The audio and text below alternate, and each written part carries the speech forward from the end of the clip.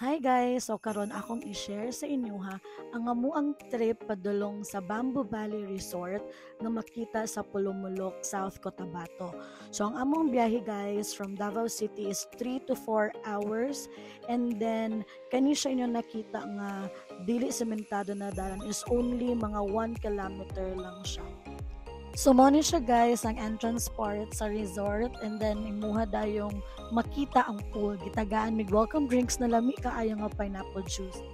For the room rates guys, mag-vary siya kung weekdays or weekend mo mag-adto. I will just post the picture of their room rates later. So na siya veranda guys, makita nimo ang overlooking sa lugar sa ilahang dapit. Another thing guys is until 12 midnight pwede sila mag-take sa inyong order. So maski magutom og balik, go. By the way guys, ang ilahang pool is 4 feet to 5.5 feet. So malingaw jud ang mga dagkuan ni.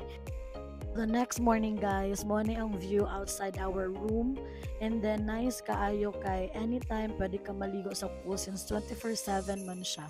And then upon arrival pa lang gyud namo kagahapon, nangutana na sila unsang oras na mo gusto ipa-serve amo ang dinner at saka breakfast namo. And indeed, wala gyud siya na late. Earlier pa sila nag-serve.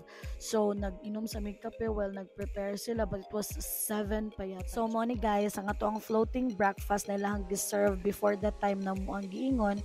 And then after ana, pwede na ka maligog balik or whatever you want to do. So mo lang to siya guys, pauli na may ani na time. And then if you have other queries, pwede ninyo i-chat ang ilang Facebook page because they are very responsive sa inyong mga pangutana. Walang to, salamat!